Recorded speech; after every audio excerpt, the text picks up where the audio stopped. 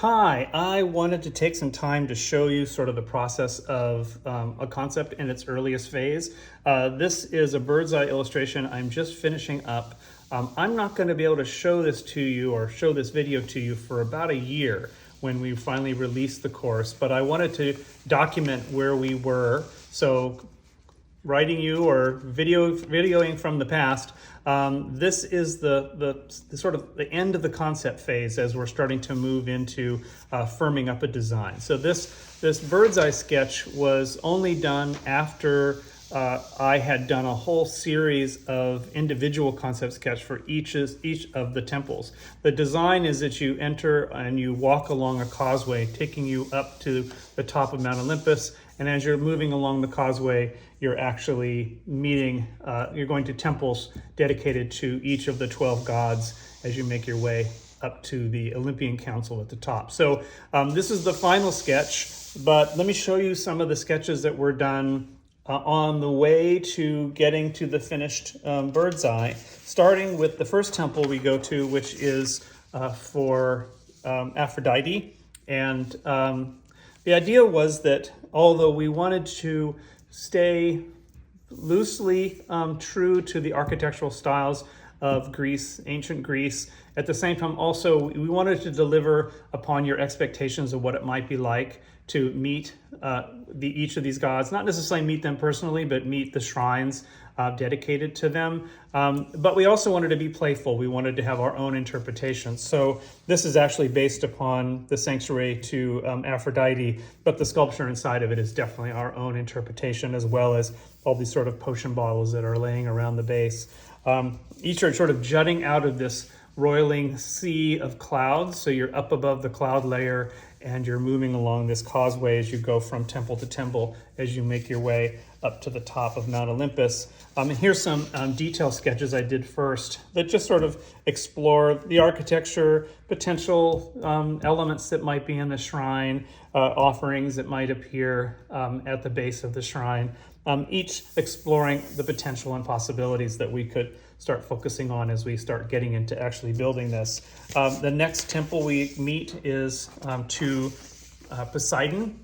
We've actually dealt with Poseidon before when we did the Atlantis course, and there's a sort of nod to another previous Walkabout course. The Nautilus had a squid in it, so we have the tentacles carved in stone that are wrapping around the base, and also this idea that as his fist holding the trident comes out of the pool, that water's pouring down the sides of this god's temple, which is also surrounded with carved representations of oversized coral.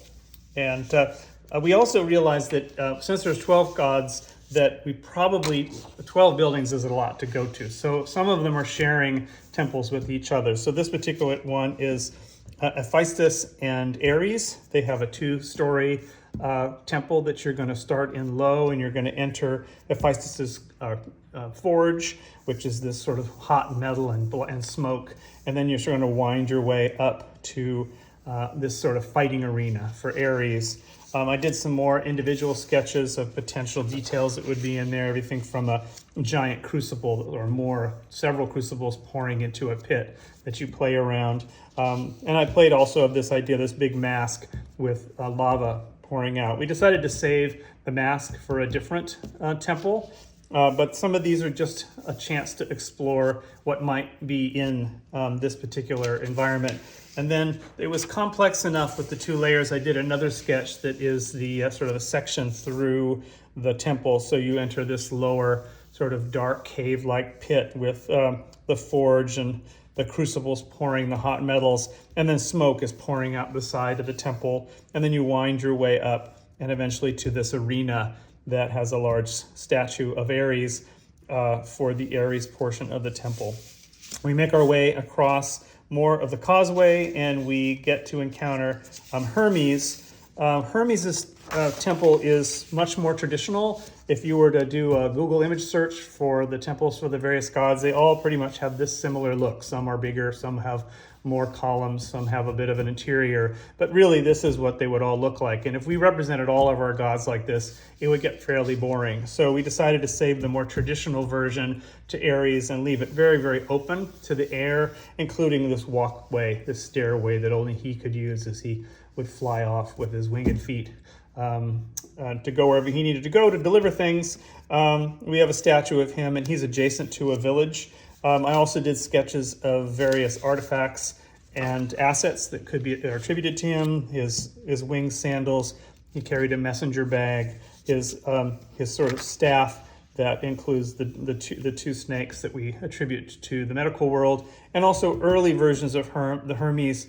There were Herms, which were carved statues that would sit in the roads throughout Greece, and they were places for offerings. So sort of the god of travel. You could leave your offering at one of these. And then next to it is sort of a village as you're walking up. We wanted to break up this sort of temple experience with sort of a village of structures. So maybe support demigods that help the gods help wash their feet and make wine for them. Anyway, you walk through a little village, so I did some sketches of the different architectural styles of those areas, and we make our way up to a plateau area that is dedicated to Dionysus. And Dionysus is the Roman version of him is Bacchus. He's all about wine and partying, and so we have grape arbors outside, and then carved inside of the mountain is this cave where we have the mask of Dionysus, and wine is pouring from his mouth into a goblet, and there it's flanked with giant wine casks. And above the entry is a fresco of a bacchanal or a party happening, and then some more sketches of the various details that we might include, including the mask and the goblet, as well as the casks, his sort of pine cone staff, and then jugs of wine and various other party beverages. We move from Dionysus back out, and then we meet Demeter.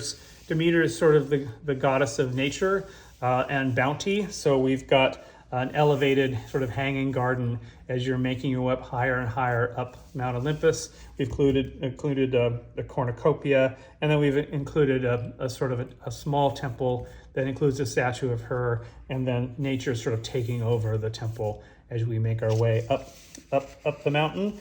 Then we meet with the temple for Artemis, and Artemis is the goddess of the hunt and also of nature, so she's a good neighbor for Demeter.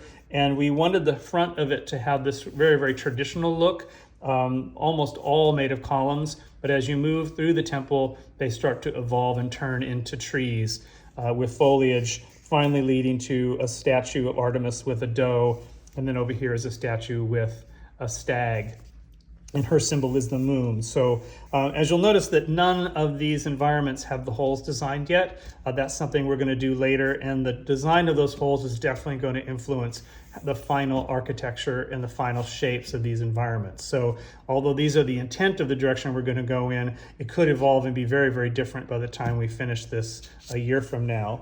We make our way up a ramp here, and we have another shared temple between the goddess Athena and Apollo. For Apollo, we've got this big armillary, this sort of spinning discs with the path of the sun moving around us.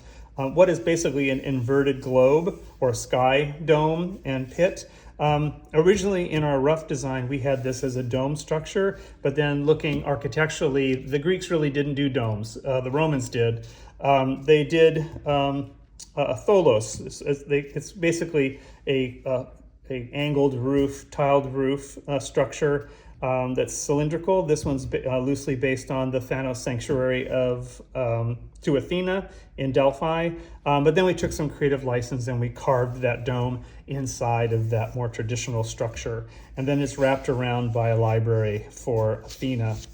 And then finally we make our way to the very tip top, and that is the temple to both Zeus and Hera, and it also represents this sort of seat of Olympian government, the Olympian Council. And so you have Zeus's throne, and then surrounding it is the thrones of all of the 12 gods.